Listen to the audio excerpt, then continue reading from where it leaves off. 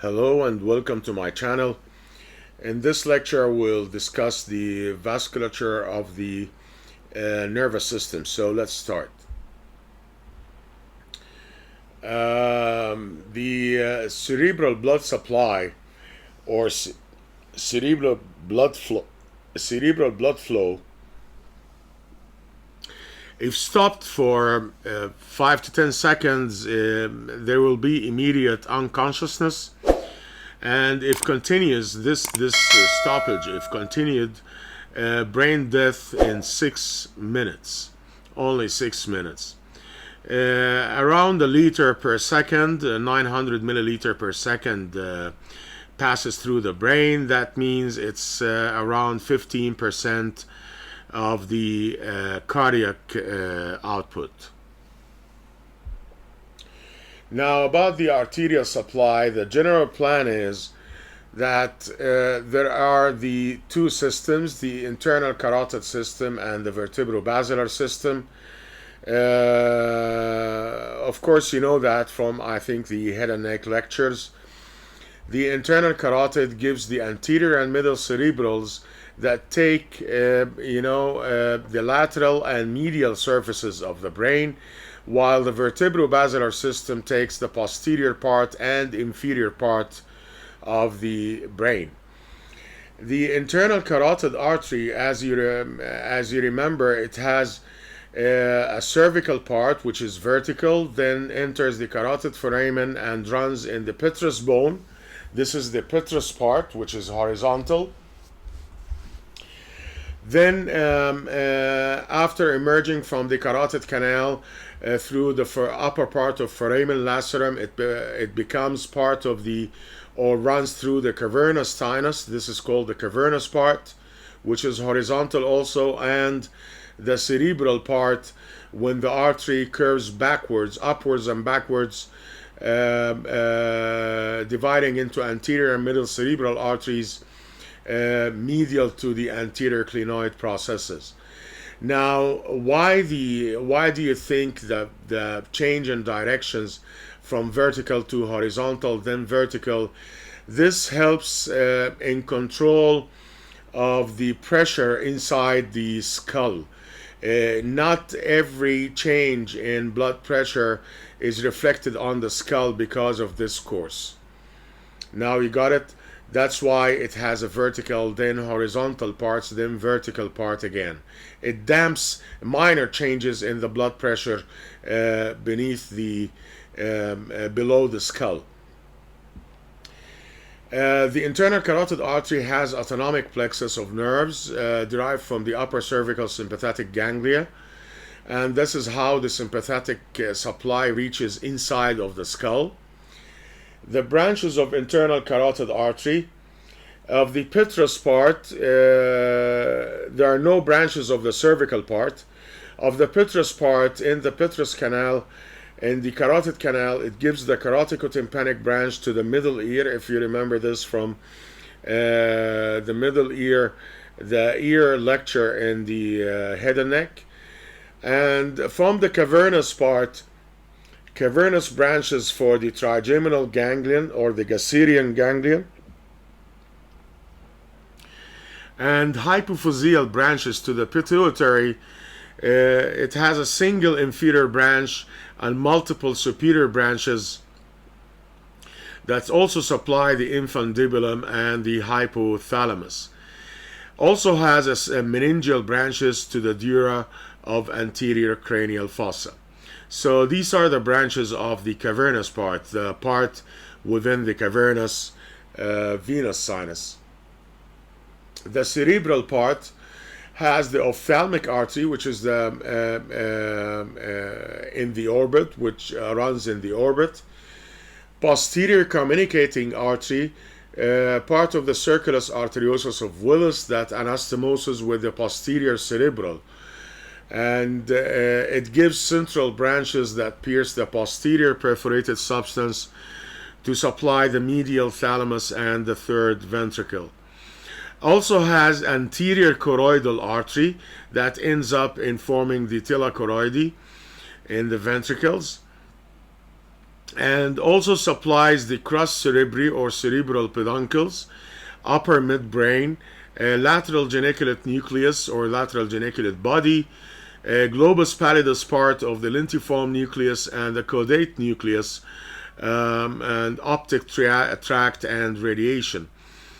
Also, it enters the inferior horn of the lateral ventricle through the choroid fissure, a fissure called the choroid fissure, and ends as the choroid plexus. This is the anterior choroidal artery branch of the cerebral part of the internal carotid artery. Now, the anterior cerebral artery, the one you see here, this is the anterior cerebral artery and its branches. It gives anterior communicating between two anterior cerebral arteries to complete the circle of Willis. The anterior communicating gives the anteromedial central branches, as we will see later. The central branches through the anterior perforated substance to the corpus striatum, which is the anterior end of the lentiform nucleus and the caudate, and the corpus callosum. Cortical branches. The cortical branches are orbital branches. Don't confuse this. Don't think that it goes into the orbit. No, it supplies the orbital surface of the frontal lobe. And medial frontal, which is callosomarginal. This is the callosal branch. This is the callosomarginal branch to the medial frontal cortex and paracentral lobule. This is the paracentral lobule. And parietal branch to the precuneus. See, it supplies the precuneus, which is before the cuneus that's supplied by the posterior cerebral artery. Okay, so the cortical branches are orbital branches, medial frontal branches, and the parietal branch to precuneus. Don't forget the callosal and the callosomarginal branches that supply the medial surface of the brain. Anterior, this is the anterior cerebral artery. The middle cerebral artery is the largest of the terminal branches and runs in the lateral sulcus, then on the insula. The insula is the hidden part in the floor of the lateral sulcus. It's part of the brain and supplies also the insula. Branches of the middle cerebral artery: most of the lateral surface of the brain, frontal, parietal, and temporal areas, and central branches. They are divided into two groups: medial striated arteries for internal capsule, caudate nucleus, and medial part of lentiform nucleus, means the corpus striatum.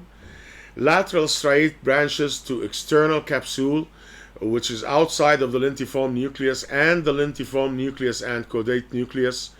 And a branch is called the Charcot's artery.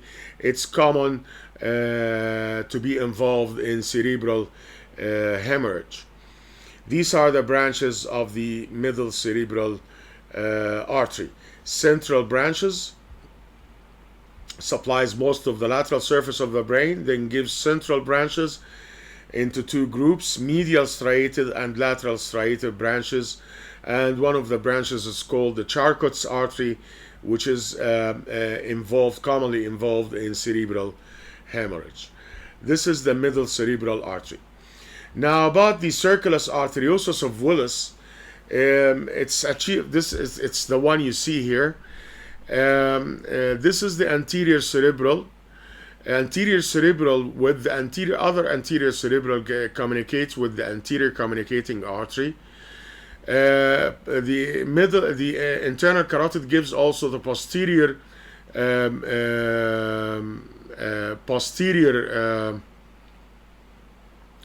communicating artery, posterior communicating artery to the posterior cerebral.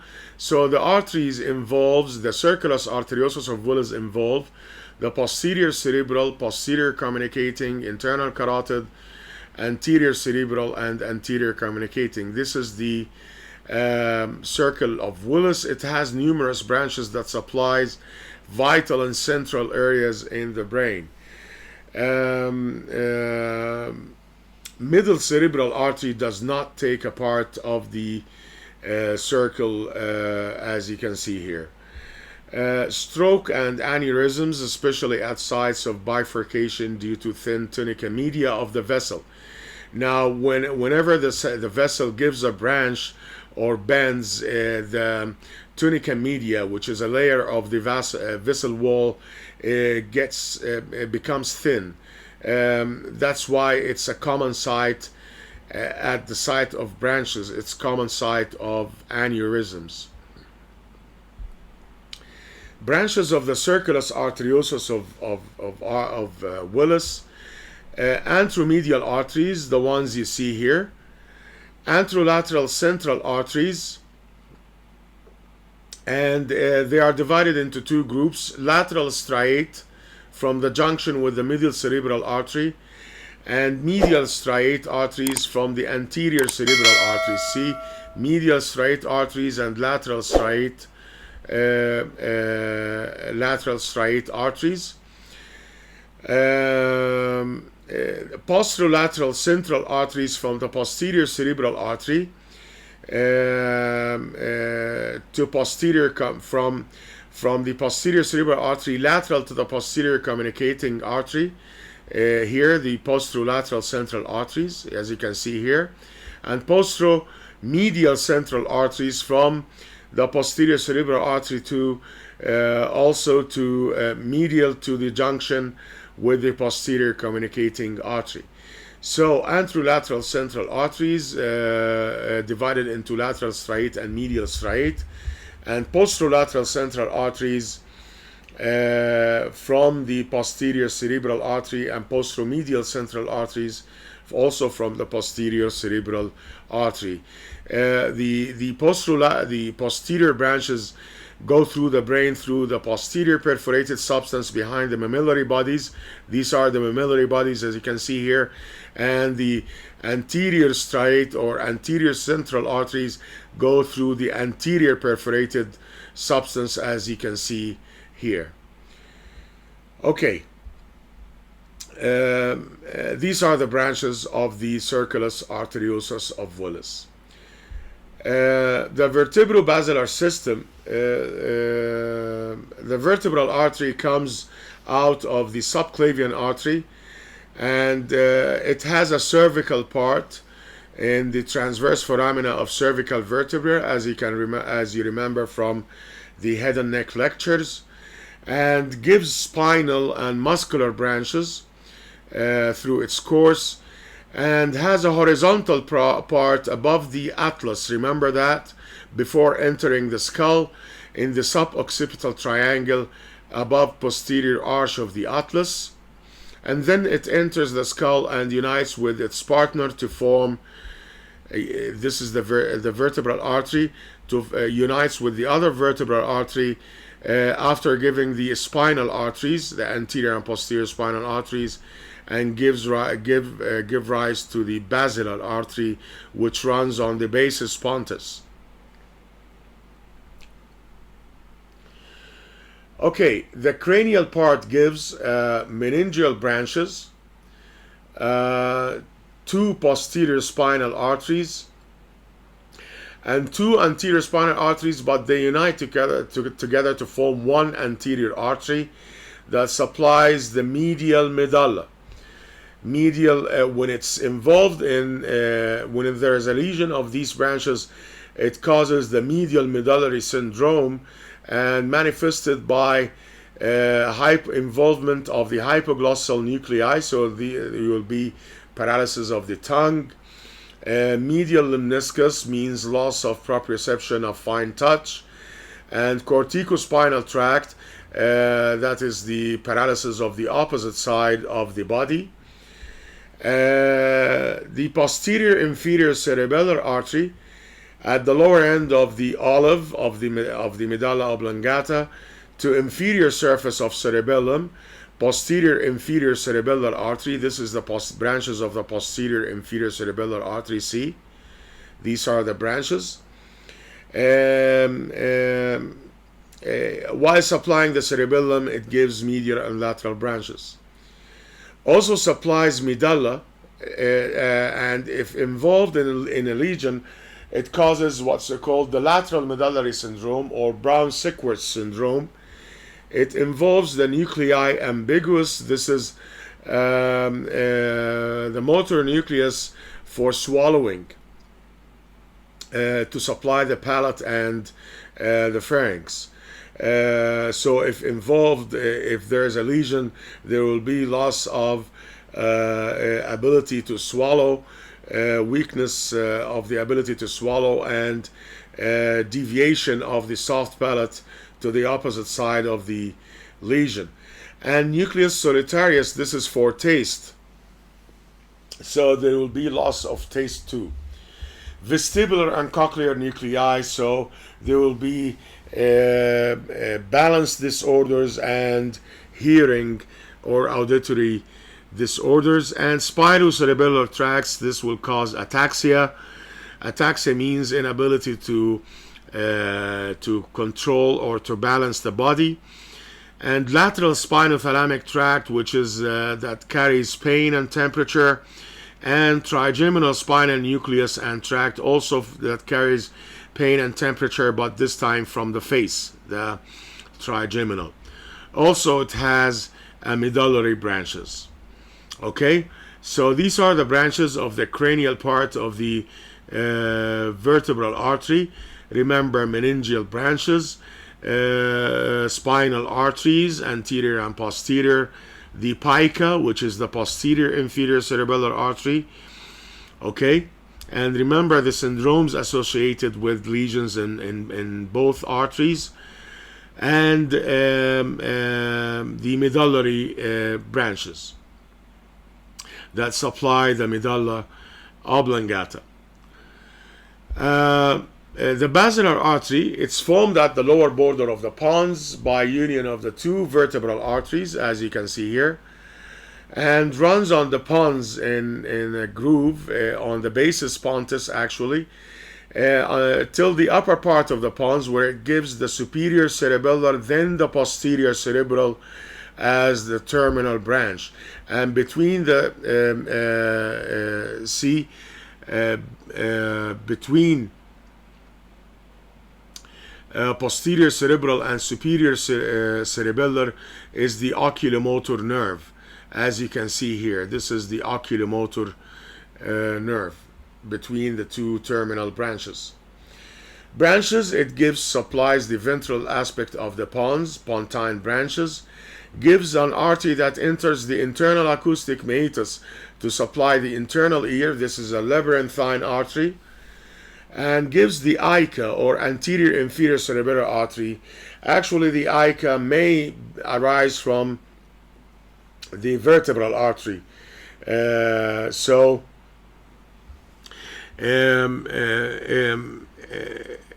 It's common to arise from the vertebral artery as a branch of the vertebral artery. But it's mainly from the basilar artery, anterior inferior cerebellar artery, to the anterolateral part of the inferior surface of the cerebellum, and these are the branches of the anterior inferior cerebellar artery, as you can see here. So the inferior surface of cerebellum is taken up by the anterior, the ICA and pica, the anterior inferior cerebellar artery and posterior inferior cerebellar artery, while the superior surface of the cerebellum is taken up by the superior cerebellar artery. Then it gives the superior cerebellar, as mentioned, below the oculomotor nerve, and supplies tila choroidi of the third ventricle. So these are the branches of the basilar artery. Remember, pontine branches, labyrinthine artery, the ICA or anterior inferior cerebellar artery, and the superior cerebellar artery. Now for the last branch of the vertebrobasilar system is the posterior cerebral artery. This is the posterior cerebral artery, as you can see here, posterior cerebral. It supplies the inferior surface of the brain and the occipital lobe, and the occipital lobe also from the lateral side of the brain. It curves around the cerebral peduncle or the crus cerebri above the oculomotor nerve, as you saw before. Passes above tentorium cerebelli and receives posterior communicating artery as part of the circulus arteriosus of Willis. Branches of the posterior cerebral artery, posteromedial central branches, we saw that with the circle of Willis branches, posteromedial central branches through the posterior perforated substance to anterior part of the thalamus and the third ventricle, posterolateral central branches to posterior part of the thalamus, the medial geniculate body or the medial geniculate nucleus that's involved in the auditory pathway, and the pineal gland. Posterior choroidal artery, once you hear choroidal, it means that it will form Attila choroidi or the choroid plexus. Posterior choroidal branches to choroid plexus of the lateral and third ventricles, gives also temporal branches to cover the temporal lobe of the brain, and gives occipital branches, as you can see here, to cover the cuneus and the lingual gyrus, which is part of the occipital lobe, and the branches reach the lateral surface of the brain to supply the occipital lobe from the lateral side. So these are the branches of the posterior cerebral artery, and this concludes the branches of the vertebrobasilar system. I hope you got the maximum benefit from this lecture, and thank you very much for watching.